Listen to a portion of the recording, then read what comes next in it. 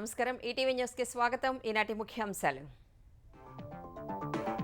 Crowd strike update తో Microsoft Windows లో సాంకేతిక సమస్య. అనేక దేశాల్లో బ్యాంకింగ్, విమాన, వైద్య సేవలకు అంతరాయం.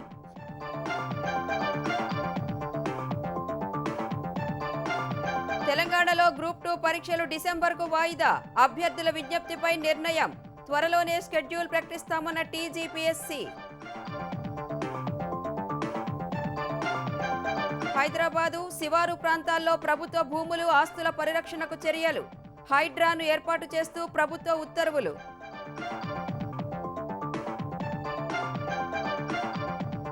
ప్రభుత్వ సెమీ రెసిడెన్షియల్ పాఠశాలల ఏర్పాటుకు తెలంగాణ సర్కార్ కసరత్తు. ప్రతిపాదనలు సిద్ధం చేయాలని అధికారులకు ఆదేశం.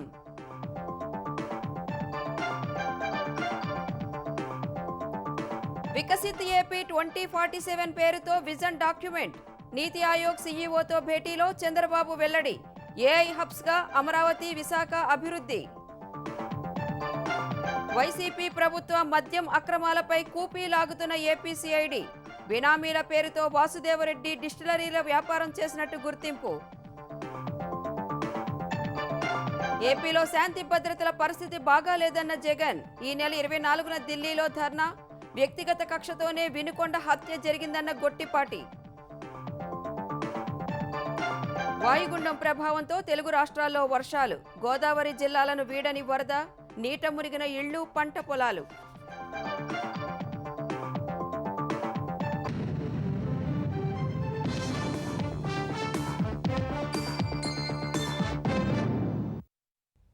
మైక్రోసాఫ్ట్ విండోస్లో తలెత్తిన సాంకేతిక సమస్య ప్రపంచవ్యాప్తంగా అనేక దేశాలు, సంస్థల కార్యకలాపాలకు అంతరాయం కలిగించింది. అనేక దేశాల్లో విమాన, బ్యాంకింగ్, మీడియా, ఆసుపత్రులు, ఐటీ తదితర సేవలపై తీవ్ర ప్రతికూల ప్రభావం చూపాయి. అనేక సంస్థలు, లక్షలాది మంది వినియోగదారులు గందరగోళానికి గురయ్యారు. క్రౌడ్ స్ట్రైక్ అప్డేట్ కారణంగానే విండోస్లో బ్లూ స్క్రీన్ ఆఫ్ డెత్ ఎర్రర్కు గురైనట్లు మైక్రోసాఫ్ట్ తెలిపింది. ఈ సమస్యకు కారణమైన అప్డేట్ వెనక్కి తీసుకున్నట్లు పేర్కొంది. చివరకు సమస్యను పరిష్కరించగా మైక్రోసాఫ్ట్ క్లయింట్లు ఊపిరి పీల్చుకున్నారు.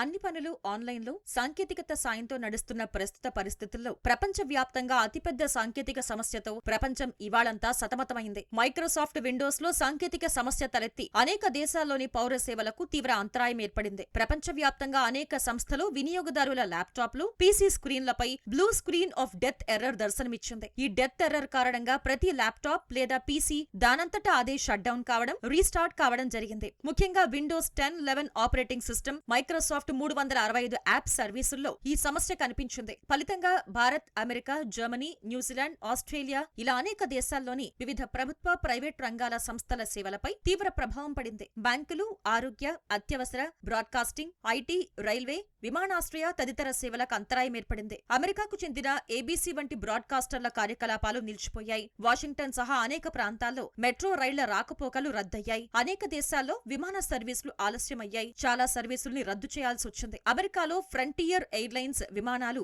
రన్వేలకే పరిమితమయ్యాయి. భారత్ లో కూడా ఈ సమస్య తలెత్తింది. ముంబై, ఢిల్లీ, చెన్నై, బెంగళూరు, హైదరాబాద్ ఎయిర్పోర్టుల్లో ఆన్లైన్ సర్వీసులు తాత్కాలికంగా నిలిచిపోయినట్లు విస్తారా, స్పైస్జెట్, ఇండిగో, ఆకాశ వంటి విమానయాన సంస్థలు ప్రకటించాయి. ఎయిర్పోర్టుల్లో బుకింగ్, చెక్-ఇన్ వంటి కార్యకలాపాలను మాన్యువల్ గానే పూర్తి చేయాల్సి రావడంతో నిర్దేశిత సమయం కన్నా చాలా ఎక్కువ సమయం పట్టింది. వేలాది మంది ప్రయాణికులు ఎయిర్పోర్టుల్లో పడిగాపులు కాయాల్సి వచ్చింది. ఎయిర్పోర్ట్, ఎయిర్లైన్స్ సమస్యపై సరైన మార్గదర్శకాలు ఇవ్వలేదని ప్రయాణికులు అసహనం వ్యక్తం చేశారు. బ్రిటన్లో పేషెంట్ రికార్డుల్ని పరిశీలించే పరిస్థితి లేక శస్త్రచికిత్సలు నిలిచిపోయాయి. లండన్ సహా పలు దేశాల స్టాక్ ఎక్స్చేంజీలు సైతం అంతరాయాలు ఎదుర్కొన్నాయి. అయితే ఈ ప్రభావం తమపై పడలేదని జాతీయ stock exchange NSC, Bombay stock ఎక్స్చేంజీలు ప్రకటించాయి. దేశంలోని కేవలం 10 బ్యాంకులు, నాన్ బ్యాంకింగ్ ఫైనాన్స్ కంపెనీలు మాత్రమే స్వల్ప అంతరాయాలు ఎదుర్కొన్నట్లు భారతీయ రిజర్వ్ బ్యాంక్ వివరించింది. భారత ఆర్థిక రంగం ప్రపంచ సంక్షోభం నుంచి తప్పించుకున్నట్లు తెలిపింది. స్టేట్ బ్యాంక్ ఆఫ్ ఇండియా కూడా తమ వ్యవస్థలపై ఎలాంటి ప్రతికూల ప్రభావం లేదని ప్రకటించింది. పారిస్ ఒలింపిక్స్ సన్నాహకాలపై కూడా blue screen of death error ప్రభావం పడినట్లు తెలిసింది. ఈ సమస్యలన్నింటినీ నిశితంగా పరిశీలించిన మైక్రోసాఫ్ట్ వెంటనే రంగంలోకి దిగింది. Blue screen of death error తలెత్తడానికి దారితీసిన మూలాలను అన్వేషించింది. కొన్ని గంటల్లోనే విండోస్ కు అడ్వాన్స్డ్ సెక్యూరిటీని అందించే క్రౌడ్ స్ట్రైక్ అనే ఓ సైబర్ సెక్యూరిటీ సంస్థ ఇచ్చిన ఓ అప్డేట్ ఇన్స్టాల్ కావటం వల్లే బ్లూ స్క్రీన్ ఎర్రర్ సమస్య తలెత్తినట్లు మైక్రోసాఫ్ట్ ధృవీకరించింది. వెంటనే ఉపశమన చర్యలు ప్రారంభించిన క్రౌడ్ స్ట్రైక్ సమస్య పరిష్కారానికి తీవ్రంగా కృషి చేసింది. ఎట్టకేలకు డీబగ్ ను రూపొందించి అప్డేట్ ను వెనక్కి తీసుకోగలిగింది. ప్రస్తుత సమస్య వెనుక ఎలాంటి సైబర్ దాడి, భద్రతాపరమైన లోపంగానీ లేదని క్రౌడ్ స్ట్రైక్ సీఈఓ జార్జ్ కడ్జ్ తెలిపారు. జరిగిన దానికి వినియోగదారులకు, సంస్థలకు క్షమాపణలు చెప్పారు. ప్రపంచవ్యాప్తంగా మైక్రోసాఫ్ట్ సేవలు నిలిచిన కారణంగా దేశీయ విమానాశ్రయాల్లో ఊహించని జాప్యం జరుగుతోందని పౌర విమానయాన శాఖ మంత్రి రామ్మోహన్ నాయుడు తెలిపారు. బాధిత ప్రయాణికులకు అదనపు సీట్లు, తాగునీరు, ఆహారం తదితర సదుపాయాలు కల్పించాలని విమానాశ్రయ వర్గాలు, ఎయిర్లైన్స్ సంస్థలను ఆదేశించినట్లు చెప్పారు. ప్రయాణికుల ఆందోళనను అర్థం చేసుకోగలమన్న కేంద్ర మంత్రి వారిని గమ్యస్థానాలకు వేగంగా, సురక్షితంగా తరలించేందుకు నిర్విరామంగా పనిచేస్తున్నట్లు పేర్కొన్నారు. ప్రయాణికుల ఓపిక, సహకారం ప్రశంసనీయమని రామ్మోహన్ నాయుడు అన్నారు. తెలంగాణలో గ్రూప్ 2 పరీక్షలు వాయిదా పడ్డాయి. ఆగస్టు 7, 8 తేదీల్లో జరగాల్సిన గ్రూప్ 2 పరీక్షలు డిసెంబర్కు వాయిదా వేస్తున్నట్లు ప్రభుత్వం ప్రకటించింది. గ్రూప్ 2 పరీక్షలు వాయిదా వేయాలని అభ్యర్థులు కోరగా ఇవాళ సచివాలయంలో వారితో డిప్యూటీ సీఎం భట్టి విక్రమార్క, ఎంపీలు మల్లు రవి, బలరాం నాయక్ చర్చించారు. సుదీర్ఘంగా అభ్యర్థులతో చర్చించిన Bhatti Telangana public service commission chairman Mahender రెడ్డితో మాట్లాడారు. గ్రూప్ 2ను వాయిదా వేస్తే మళ్లీ ఎప్పుడు నిర్వహించవచ్చనే అంశాలపై వివరాలు తీసుకున్నారు. అన్ని అంశాలను పరిగణలోకి తీసుకుని గ్రూప్ 2 పరీక్షలను వచ్చే డిసెంబర్కు వాయిదా వేయాలని నిర్ణయించారు. డిసెంబర్లో గ్రూప్ 2 పరీక్షలు నిర్వహించే షెడ్యూల్ను త్వరలోనే ప్రకటించనున్నట్లు తెలిపారు. త్వరలో ఉద్యోగ ఖాళీలపై జాబ్ క్యాలెండర్ ప్రకటిస్తామని భట్టి విక్రమార్క తెలిపారు. ఓవర్లాపింగ్ లేకుండా పోటీ పరీక్షలు నిర్వహిస్తామని స్పష్టం చేశారు.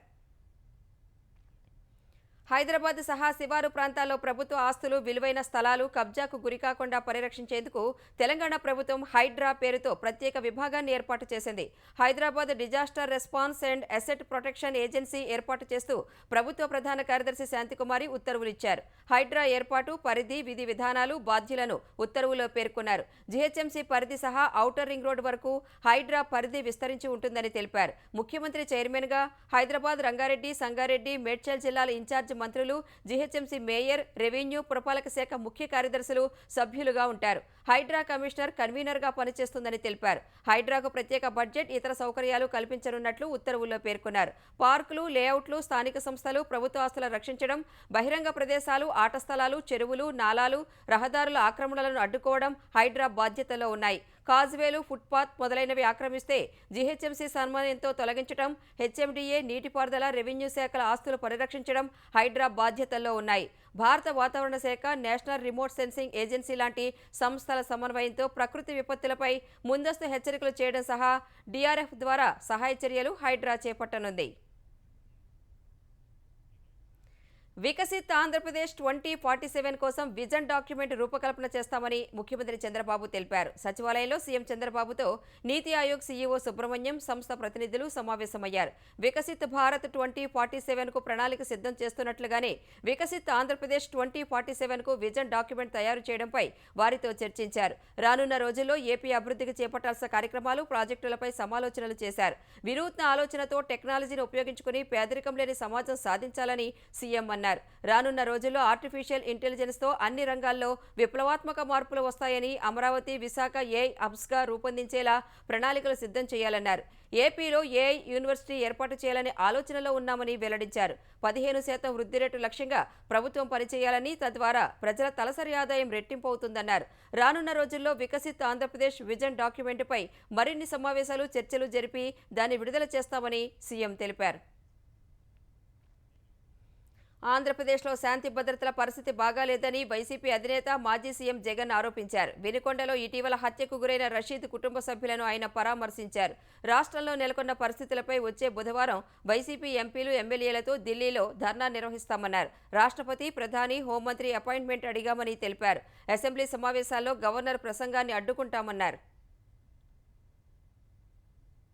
ప్రధానమంత్రి అపాయింట్మెంట్ను, హోంమంత్రి అపాయింట్మెంటు, ప్రెసిడెంట్ గారి అపాయింట్మెంటు, వీళ్ళ ముగ్గురు అపాయింట్మెంట్ కూడా అడగడం జరుగుతూ ఉంది. వీళ్ళ ముగ్గురిని కూడా కలిసే కార్యక్రమం కూడా జరుగుతుంది. రాష్ట్రంలో జరుగుతూ ఉన్న దిగజారిన పరిస్థితులను ఎక్స్ప్లెయిన్ చేసి రాష్ట్రంలో ప్రెసిడెంట్ రూల్ పెట్టాల్సిన అవసరం ఎంత ఉంది అని చెప్పి కూడా గట్టిగా వాళ్ళ దృష్టికి తీసుకొని పోవడం కూడా జరుగుతుంది. ఏపీలో శాంతి భద్రతల సమస్య ఉందనే విధంగా మాజీ సీఎం జగన్ కుట్రలు చేస్తున్నారని ఏపీ ఇంధన శాఖ మంత్రి గొట్టిపాటి రవికుమార్ మండిపడ్డారు. అలాంటి ఆటలు చంద్రబాబు వద్ద సాగవన్న విషయం జగన్ తెలుసుకోవాలని హితవు పలికారు. వినుకొండలో వ్యక్తిగత కక్షలతో హత్య జరిగితే దాన్ని తమ ప్రభుత్వానికి ఆపాదించడం వైసీపీ దివాలాకోరు రాజకీయాలకు నిదర్శనమని మంత్రి ధ్వజమెత్తారు. ఇద్దరు వైసీపీ కార్యకర్తల మధ్య వివాదాన్ని రెచ్చగొట్టేందుకే జగన్ వినుకొండ పర్యటన చేపట్టారని దుయ్యబట్టారు. హత్య రాజకీయాలకు పేటెంట్ వైసీపీదేనన్న రవికుమార్ జగన్ హయాంలో 600 మంది ఎస్సీ, ఎస్టీ, బీసీ మైనార్టీలు హత్యకు గురయ్యారని ఆక్షేపించారు. గతంలో రషీద్ అనే అతను, జిలానీ అతను ఇద్దరు వైఎస్ఆర్ పార్టీలో ఉన్నారు. వాళ్ళిద్దరి మధ్య విభేదాలు తారాస్థాయికి వచ్చి అది హత్యగా మారిన సంఘటన, అది అందరం కూడా బాధపడ్డాం. ఇట్లాంటి నడి రోడ్డు మీద జరగటం తెలుగుదేశం పార్టీ ఎప్పుడు కూడా, ఇప్పటి నుంచి కాదు, తెలుగుదేశం పార్టీ అధికారం వచ్చిన 40 సంవత్సరాల నుంచి ఇట్లాంటి రాజకీయాలు ఎప్పుడు కూడా ప్రోత్సహించదు. ఏదైనా జరిగిన పదే మా నాయకుడు ఉపేక్షించడు. కానీ వీటిని జరిగిన మీ పార్టీలో అంతర్గతంగా జరిగిన వాటిని మా మీద బురదేసి దాన్ని రాజకీయ లబ్ధి చేకూర్చుకోవటం అనేది నీకు మంచిది కాదు. వైసీపీ 5 ఏళ్ల పాలనలో సాగించిన అరాచకాలపై ఆత్మపరిశీలన చేసుకోవాలని మాజీ ముఖ్యమంత్రి జగన్ కు బీజేపీ ఏపీ అధ్యక్షురాలు దగ్గుబాటి పురంధేశ్వరి హితవు పలికారు. ప్రధానికి లేఖ రాసే ముందు వైసీపీ పాలనలో ప్రజలు పడ్డ ఇబ్బందులు గుర్తుకు రాలేదా అని ప్రశ్నించారు. అప్పుడు కనీసం స్పందన కూడా కరువైందన్నారు. ప్రధానికి లేఖ రాసిన వారు ఆత్మపరిశీలన చేసుకోవాలని సూచించారు. ఏపీ అభివృద్ధికి కేంద్రం సహకరించలేదన్న మాజీ మంత్రి పేర్ని నాని, ఏపీ పీసీసీ అధ్యక్షురాలు షర్మిల ఆరోపణలను పురంధేశ్వరి తప్పుపట్టారు. మరి వారు 5 సంవత్సరాల కాలం అధికారంలో ఉన్నటువంటి సందర్భంలో ఏ రకమైనటువంటి అరాచక పాలనని మనం చూసాము. ప్రజలు ఇంకా కూడా మర్చిపోలేదు. చివరికి ఒక 16 సంవత్సరాల బీసీ బిడ్డని తన అక్క మీద ఎవరో దౌర్జన్యంగా మీదకు వస్తున్నారని చెప్పి అడ్డు తగిలితే ఆ బిడ్డని కాళ్ళు చేతులు కట్టి నోట్లో కాగితాలు కుక్కి పెట్రోల్, కెరసిన్ పోసి అతని సజీవ దహనం చేశారు. అప్పుడు ఏమాత్రం కూడా స్పందించలేదు. లేఖ రాయటం కాదు, ఒక్కసారి గుండెల మీద చేయి వేసుకుని రాసినటువంటి వారు ఆత్మపరిశీలన చేసుకోవాలి. గత ప్రభుత్వ మద్యం అక్రమాలపై సిఐడి కూపీలాగుతోంది. అధికారుల నుంచి అక్రమాలు జరిగిన తీరుపై సిఐడి వివరాలు సేకరిస్తోంది. ఈ విచారణలో ఏపీ బెవరేజెస్ కార్పొరేషన్ పూర్వ ఎండీ, డిస్టిలరీల పూర్వ కమిషనర్ వాసుదేవరెడ్డి వ్యవహారంపై కీలక అంశాలు బయటకు వస్తున్నట్లు తెలుస్తోంది. ఎక్సైజ్ శాఖ ప్రత్యేక ప్రధాన కార్యదర్శి కమిషనర్లకు ఫైళ్లు పంపకుండానే నిర్ణయాలు తీసుకునేలా వాసుదేవరెడ్డికి అప్పటి జగన్ ప్రభుత్వం అధికారాలు ఇచ్చినట్టు తేలింది. ఉన్నతాధికారులను బదిలీ చేయించగలనని వాసుదేవరెడ్డి బెదిరింపులకు పాల్పడ్డారనే ఆరోపణలు ఉండగా మద్యం కొనుగోళ్లలో వాసుదేవరెడ్డి అక్రమాలు అంచనాకు అందటం లేదని అధికారులు అంటున్నారు. బినామీ పేర్లతో కొన్ని డిస్టిలరీల వ్యాపారంలోకి వాసుదేవరెడ్డి చొరబడ్డారని, కొన్ని మద్యం బ్రాండ్లు రాత్రికి రాత్రే తెప్పించినట్లు గుర్తించారు. తక్కువ రేటు మద్యం బ్రాండ్లను తగ్గించేసినట్టు సిఐడి తేల్చింది. 2014-19 మధ్యలో తక్కువ రేటు మద్యం బ్రాండ్లు 32 అందుబాటులో ఉంటే వాటిని 2కి తగ్గించినట్టు గుర్తించింది.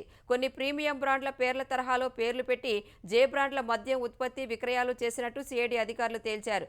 ఏపీలో మొత్తం 11 డిస్టిలరీలను జగన్ అనుచరులు హస్తగతం చేసుకున్నట్లు సిఐడి గుర్తించింది. బంగాళాఖాతంలో ఏర్పడిన వాయుగుండం ప్రభావంతో తూర్పుగోదావరి, పశ్చిమ గోదావరి, ఏలూరు, విజయనగరం జిల్లాల్లో విస్తారంగా వర్షాలు కురుస్తున్నాయి. రాజమహేంద్రవరం వద్ద గోదావరి వరద అంతకంతకు పెరుగుతోంది. ధవళేశ్వరం ఆనకట్ట వద్ద కూడా వరద పెరుగుతుండగా 3,50,000 క్యూసెక్కుల వరద ప్రవాహాన్ని సముద్రంలోకి వదులుతున్నారు. తాళ్లపూడి మండలంలో కొవ్వాడ కాలువ ఉధృతికి వరి పొలాలు నీట మునిగాయి. తణుకు మండలం దువ్వ వద్ద ఒయ్యేరు కాలువ ఉధృతికి అక్విడెక్ట్ వద్ద నీటి మట్టం అంతకంతకు పెరుగుతోంది. కాలువ గట్టుని ఆనుకుని ఉన్న ఇళ్లు, పంట పొలాలు నీట మునిగాయి. ఎగువ ప్రాంతాల్లో కురుస్తున్న వర్షాలకు పోలవరం ప్రాజెక్టు వద్ద గోదావరి వరద పోటెత్తింది. 3.5 లక్షల క్యూసెక్కుల నీటిని దిగువకు విడుదల చేస్తున్నారు. ఎడతెరిపి లేకుండా కురుస్తున్న వర్షాలకు కోనసీమ జిల్లాలో జనజీవనం స్తంభించింది. పలు లంక గ్రామాల్లో రోడ్లు కోతకు గురవడంతో ప్రజలు నావల్లోనే రాకపోకలు సాగిస్తున్నారు. గోదావరి నదీ పాయల్లోనూ నీటి ప్రవాహం అంతకంతకు పెరుగుతుండటంతో లంక గ్రామాల మధ్య రాకపోకల్ని అధికారులు నిలిపివేశారు.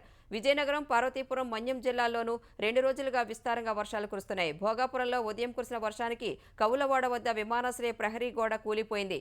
విమానాశ్రయ పరివాహక ప్రాంతంలోని వరద నీరు జమ్మయ్యపేట, కవులవాడ ప్రాంతాల్లోని పొలాలను ముంచెత్తింది.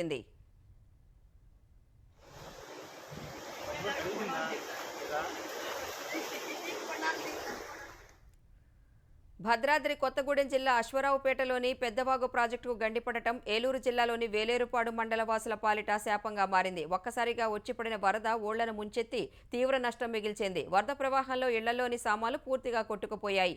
జనజీవనం అస్తవ్యస్తంగా మారింది. వందలాది ఎకరాల్లో నాట్లు వేసిన వరి పంట నామరూపాలు లేకుండా పోయింది. విద్యుత్ స్తంభాలు విరిగిపడ్డాయి. చెట్టు వేర్లతో సహా లేచి కొట్టుకుపోయాయి. మీటర్ల మేర రోడ్లు ధ్వంసమయ్యాయి. అధికారులు వరద గురించి అప్రమత్తం చేసినా సామాన్లు తీసుకునే సమయం లేకపోవడంతో పలువురు లక్షల్లో నష్టపోయారు. ఎలాంటి ప్రాణ నష్టం జరగకపోయినా ఆస్తి నష్టం భారీగా జరిగింది. ఏలూరు జిల్లా కలెక్టర్ వెట్టి సెల్వి బాధితులకు భరోసా కల్పించారు. SP Pratap Shivakishore, ITDA PO సూర్యతేజతో కలిసి ముంపు గ్రామాల్లో పర్యటించారు. వరద సహాయక కేంద్రాలకు రావాలంటూ బాధితులకు కలెక్టర్ విజ్ఞప్తి చేశారు. ప్రతి అధికారి వరద తగ్గే వరకు ప్రజలకు అందుబాటులో ఉండి సహాయ చర్యలు చేపట్టాలని సూచించారు. ఆంధ్రప్రదేశ్లో కురుస్తున్న భారీ వర్షాలు, పోటెత్తిన వరదలకు ప్రాణ ఆస్తి నష్టం లేకుండా చూడాలని ముఖ్యమంత్రి చంద్రబాబు అధికారులను ఆదేశించారు. ఏపీలో వర్షాలు, వరదల పరిస్థితిపై చంద్రబాబు సమీక్ష నిర్వహించగా 8 జిల్లాల కలెక్టర్లు, ఎస్పీలు, ఆయా శాఖల ఉన్నతాధికారులు జిల్లాల్లో పరిస్థితులను వివరించారు. ప్రజలను అప్రమత్తం చేయడం ద్వారా ప్రాణ ఆస్తి నష్టం జరగకుండా చూడాలని సూచించారు. ఏపీలో 31% అదనంగా వర్షపాతం నమోదైనట్టు తెలిపిన అధికారులు 13 సెంటీమీటర్ల వర్షపాతం నమోదైన ప్రాంతాలు కూడా ఉన్నాయని వివరించారు. చెరువులు, వాగుల్లో ప్రవాహాలపై నిరంతర పర్యవేక్షణ ఉండాలని సీఎం చెప్పారు. ఇసుక, మట్టి అక్రమ తవ్వకాల వల్ల బలహీనపడిన గోదావరి కట్టలపై దృష్టి పెట్టాలని ఆదేశించారు. జలవనరులు, రెవెన్యూ శాఖలు సమన్వయంతో పనిచేయాలని, వరద మాన్యువల్ పాటించాలని చంద్రబాబు దిశానిర్దేశం చేశారు. తెలంగాణలోనూ భారీ వర్షాలు కురుస్తుండగా జయశంకర్ జిల్లాలో వాగులు, వంకలు ఉప్పొంగుతున్నాయి. మహదేవ్పూర్, కాళేశ్వరం మార్గంలో ఎడపల్లి వాగు ఉప్పొంగి లో లెవెల్ వంతెన పైనుంచి వరద నీరు ప్రమాదకరంగా ప్రవహిస్తోంది. కేశవాపూర్ సమీపంలో పెద్దవాగు ఉధృతికి లో లెవెల్ వంతెన పైనుంచి నీరు ప్రవహిస్తుండగా కాటారం, మేడారం ప్రధాన రహదారిపై రాకపోకలు నిలిచిపోయాయి. భూపాలపల్లి జిల్లా కాటారం మండలంలోని దామెరుకుంట, గుండ్రాత్పల్లి మధ్య వాగు ఉధృతిలో బొలేరో వాహనం కొట్టుకుపోయింది. గ్రామస్తుల సాయంతో డ్రైవర్ సురక్షితంగా బయటపడ్డారు. భారీ వర్షాలు భద్రాచలం వద్ద గోదావరి నీటి మట్టం క్రమంగా పెరుగుతోంది. నిన్న 20 అడుగులు ఉన్న గోదావరి నీటి మట్టం ఈ మధ్యాహ్నానికి 26.3 అడుగులకు చేరుకుంది. ప్రవాహం మరింత పెరిగే అవకాశం ఉందని కేంద్ర జలవనరుల శాఖ అధికారులు తెలిపారు. చెర్ల మండలంలోని తాలిపేరు జలాశయానికి భారీగా వరద వస్తోంది. ప్రాజెక్టు 24 గేట్లు ఎత్తి 59,330 క్యూసెక్కులను దిగువకు విడుదల చేస్తున్నారు. దుమ్ముగూడెం మండలంలోని సీతవాగు ఉధృతంగా ప్రవహిస్తూ గోదావరిలో కలుస్తోంది. దక్షిణ, ఉత్తర బంగాళాఖాతంలో ఏర్పడిన వాయుగుండం రేపు ఉదయం పూరీ సమీపంలో తీరం దాటే అవకాశం ఉందని భారత వాతావరణ విభాగం తెలిపింది. ఒకసారి తీరం దాటిన తర్వాత బలహీనపడనున్న వాయుగుండం ఒడిషా, ఛత్తీస్గఢ్ మీదుగా ముందుకెళ్తుందని తెలిపింది. ఈ ప్రభావంతో మరో 3 రోజులు కోస్తాంధ్రలో భారీ వర్షాలు కురుస్తాయని అంచనా వేసింది. బలమైన ఈదురు గాలులతో సముద్రం అలజడిగా ఉంటుందని తెలిపింది. ఈ హెచ్చరికలతో కళింగపట్నం, విశాఖ, కాకినాడ, గంగవరం పోర్టుల్లో 3వ ప్రమాద హెచ్చరికలు జారీ చేశారు. ఏపీలో నిన్నటి నుంచి కుకునూరు, పోలవరంలో అత్యధికంగా 27 సెంటీమీటర్ల వర్షపాతం నమోదైనట్టు ఐఎండీ తెలిపింది. చింతలపూడి 18, పూసపాటిరేగ 16, తాడేపల్లిగూడెం 13, కొయ్యలగూడెం 12, తణుకు 11, రణస్థలం, విశాఖలో 10 సెంటీమీటర్ల వర్షపాతం నమోదైనట్టు తెలిపింది. తెలంగాణలో నిన్నటి నుంచి ఈ ఉదయానికి భూపాలపల్లి జిల్లా పెద్దంపేటలో 20 సెంటీమీటర్ల అత్యధిక వర్షపాతం నమోదవగా మంచిర్యాల జిల్లా దేవులవాడ 17, ఆసిఫాబాద్ జిల్లా జాంబుగలో 16, పెద్దపల్లి జిల్లా మంథనిలో 12.5, భద్రాద్రి కొత్తగూడెం జిల్లా అశ్వరావుపేట 12.4, నిర్మల్ జిల్లా కడ్డం పెద్దూరు 11 సెంటీమీటర్ల వర్షపాతం నమోదైంది. వేతనాల పెంపు, పదవీ విరమణ ప్రయోజనాలు సహా వివిధ డిమాండ్లపై ఆందోళన చేస్తున్న అంగన్వాడీలతో తెలంగాణ ప్రభుత్వం జరిపిన చర్చలు ఫలించాయి. అంగన్వాడీల డిమాండ్లను పరిష్కరిస్తామని ఐసీడీఎస్ డైరెక్టర్ హామీ ఇచ్చినట్లు ఉద్యోగ సంఘాల నేతలు చెప్పారు. డీఎల్ఓ డ్యూటీలు రద్దు చేయాలని, ధర్నా చేసిన వారికి ఇచ్చిన మెమోలు వెంటనే వెనక్కి తీసుకోవాలన్న డిమాండ్కు డైరెక్టర్ సానుకూలంగా స్పందించారని తెలిపారు. తమ డిమాండ్లు పరిష్కరించడానికి ప్రభుత్వానికి సమయం ఇస్తామన్న అంగన్వాడీ నేతలు సకాలంలో స్పందించకుంటే ఆందోళన ఉధృతం చేస్తామని హెచ్చరించారు. అసంతృప్తి అనేది తగ్గించుకుంటే మంచిది ప్రభుత్వానికి, అసంతృప్తి పెంచుకుంటే మీకే నష్టం. అందుకని వీఆర్ఎస్ అందులో లేకపోయినా, పెన్షన్ క్లారిటీ లేకపోయినా, 2 లక్షల వర్తింపజేయకపోయినా, అందరికి ఇవ్వకపోయినా ప్రభుత్వానికి నష్టం. ఇది తెలియజేయండి అంటే ఖచ్చితంగా మేము తెలియజేస్తాం. ఇవన్నీ అందులో పొందుపరుస్తామని మనకు హామీ ఇచ్చారు. తొందరలో జీవో వస్తుంది అనేసి అన్నారు. ఖచ్చితంగా జూలై 1 నుంచి రిటైర్మెంట్ అయ్యే వాళ్ళకి ఇవన్నీ వర్తించాలనేసి కూడా మనం చెప్పాం. సామాజిక మాధ్యమాల్లో తండ్రి కూతురు బంధంపై అసభ్య వ్యాఖ్యలు చేసిన యూట్యూబర్ ప్రణీత్ హనుమంతపై సైబర్ సెక్యూరిటీ బ్యూరో పోలీసులు డ్రగ్స్ కేసు నమోదు చేశారు. అతను మాదక ద్రవ్యాలను సేవించినట్లు గుర్తించిన పోలీసులు ఈ మేరకు అతడిపై కేసు నమోదు చేశారు. తండ్రి కూతురు బంధంపై వ్యాఖ్యల కేసులో రిమాండ్కు తరలించే ముందు వైద్య పరీక్షలు చేయించినప్పుడు అతడు డ్రగ్స్ తీసుకున్నట్లు తేలింది. ప్రణీత్పై ఇప్పటికే 67B IT act, POCSO act కింద కేసు నమోదు చేసిన పోలీసులు ఇప్పుడు NTPS యాక్ట్ కింద కేసు నమోదు చేశారు. మరోపక్క అతన్ని 3 రోజుల కస్టడీకి ఇవ్వాలని పోలీసులు కోర్టును కోరారు. ఈ అభ్యర్థనపై నిర్ణయం రావాల్సి ఉంది. ప్రభుత్వ సెమీ రెసిడెన్షియల్ పాఠశాలల ఏర్పాటుకు ప్రతిపాదనలు సిద్ధం చేయాలని విద్యాశాఖను ముఖ్యమంత్రి రేవంత్ రెడ్డి ఆదేశించారు. సచివాలయంలో ఉప ముఖ్యమంత్రి భట్టి విక్రమార్కతో కలిసి కొడంగల్, మదిర నియోజకవర్గాల్లో ఇంటిగ్రేటెడ్ రెసిడెన్షియల్ స్కూల్స్ నిర్మాణ నమూనాలపై సీఎం సమీక్ష నిర్వహించారు. అంగన్వాడీల్లో ప్లే స్కూల్ తరహాలో బోధించేందుకు ప్రణాళికలు తయారు చేయాలని నిర్దేశించారు. అంగన్వాడీల్లో విద్యా బోధనకు అదనంగా మరో టీచర్ను నియమించాలని సూచించారు. 4వ తరగతి నుంచి సెమీ రెసిడెన్షియల్ స్కూళ్లలో చదువుకునేలా ప్రణాళికలు చేయాలన్నారు. SC, ST, BC, minority, general గురుకులాలన్నీ ఒకే చోట ఉండేలా ఇంటిగ్రేటెడ్ రెసిడెన్షియల్ స్కూల్స్ నిర్మాణం వేగంగా చేపట్టాలన్నారు. అటు రెసిడెన్షియల్ స్కూళ్లు ఒకే తీరుగా ఉండేలా డిజైన్ సిద్ధం చేయాలని సీఎస్ శాంతికుమారి అధికారులను ఆదేశించారు. రాష్ట్రంలో 49 స్కూళ్ల నిర్మాణానికి ప్రతిపాదనలు సిద్ధంగా ఉన్నాయని, ఈ ఏడాది 8 స్కూళ్ల నిర్మాణం ప్రారంభమవుతాయని సీఎస్కు అధికారులు తెలిపారు. ఢిల్లీ, హర్యానా తరహాలో తెలంగాణలోనూ స్కిల్ యూనివర్సిటీ ఏర్పాటు చేసేందుకు ముసాయిదా సిద్ధం చేశారు. సచివాలయంలో ఉప ముఖ్యమంత్రి భట్టి విక్రమార్కతో కలిసి స్కిల్ యూనివర్సిటీపై సీఎం రేవంత్ రెడ్డి సమావేశం నిర్వహించారు. ఈ సమావేశంలో స్కిల్ యూనివర్సిటీ ఏర్పాటు ముసాయిదాపై చర్చించారు. స్కిల్ యూనివర్సిటీలో ఉండే సర్టిఫికేషన్ కోర్సులు, డిప్లొమా కోర్సుల వివరాలను సమావేశంలో అధికారులు సీఎంకు, ఉప ముఖ్యమంత్రికి వివరించారు. స్కిల్ యూనివర్సిటీపై పూర్తిస్థాయి ముసాయిదా సిద్ధం చేయాలని అధికారులను సీఎం ఆదేశించారు. రాబోయే అసెంబ్లీ సమావేశాల్లో స్కిల్ యూనివర్సిటీ బిల్లు ప్రవేశపెట్టే యోచనలో ఉన్నట్లు సీఎం తెలిపారు. కాంగ్రెస్ ప్రభుత్వం చేసిన రుణమాఫీ తీరు చారానా కోడికి బారానా మసాలా అన్నట్లు ఉందని బీఆర్ఎస్ కార్యనిర్వాహక అధ్యక్షుడు కేటీఆర్ అన్నారు. రుణమాఫీ ప్రక్రియపై ఎక్స్ వేదికగా స్పందించిన కేటీఆర్, రుణమాఫీ అయిన రైతుల కన్నా కంటతడి పెట్టిన కుటుంబాలే ఎక్కువ అని తెలిపారు. ప్రభుత్వం రూపొందించిన మార్గదర్శకాలు రుణమాఫీ పథకానికి మరణ శాసనాలు అయ్యాయని ఆరోపించారు. అన్ని విధాల అర్హత ఉన్నా ఎందుకు రుణమాఫీ కాలేదో చెప్పేవారు లేరని, రైతులు గోడు చెప్పుకుందామంటే వినేవారు లేరని, అర్హులైన లబ్ధిదారులకు రుణమాఫీ కాక అంతులేని ఆందోళనలో ఉంటే ఎందుకీ సంబరాలని ప్రశ్నించారు.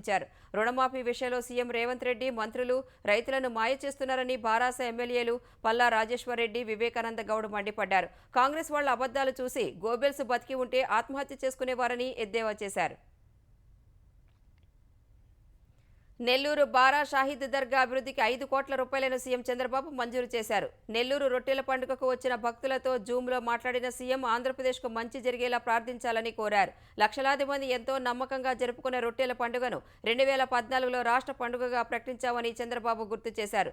దర్గాను, స్వర్ణాల చెరువును అభివృద్ధి చేశామని చెప్పారు. ప్రస్తుతం ప్రార్థనా మందిరం నిర్మాణం నిలిచిపోయిందని తన దృష్టికి తీసుకురావడంతో నిధులు మంజూరు చేసినట్లు చంద్రబాబు ప్రకటించారు. భక్తుల కోసం మెరుగైన సౌకర్యాలు కల్పించాలని అధికారులకు, మంత్రులకు సీఎం సూచించారు. అంతర్జాతీయ మార్కెట్లలో ప్రతికూల పవనాలు సహా మదుపర్లు లాభాల స్వీకరణకు ఆసక్తి చూపిన వేళ దేశీయ స్టాక్ మార్కెట్లు ఇవాళ నష్టాల్లో ముగిశాయి. గత 4 సెషన్లు వరుసగా లాభాల్లో ముగిసిన సెన్సెక్స్ ఇవాళ 739 పాయింట్లు నష్టపోయింది. ఈ ఉదయం 81,585 పాయింట్ల వద్ద ఉత్సాహంగా ప్రారంభమైన సూచీ మొదట్లోనే లభించిన కొనుగోళ్ల మద్దతుతో 81,588 పాయింట్ల గరిష్ట స్థాయిని తాకింది. ఆ తర్వాత మదుపర్లు లాభాల స్వీకరణకు మొగ్గు చూపడంతో క్రమంగా అమ్మకాల ఒత్తిడికి గురైన సూచీ ఒక దశలో 80,499 పాయింట్ల గరిష్ట స్థాయికి పడిపోయింది. చివరికి మళ్లీ కాస్త పెరిగి 80,605 పాయింట్ల వద్ద ముగిసింది. జాతీయ స్టాక్ ఎక్స్చేంజీ సూచీ నిఫ్టీ 270 పాయింట్లు కోల్పోయి 24,531 పాయింట్ల వద్ద స్థిరపడింది.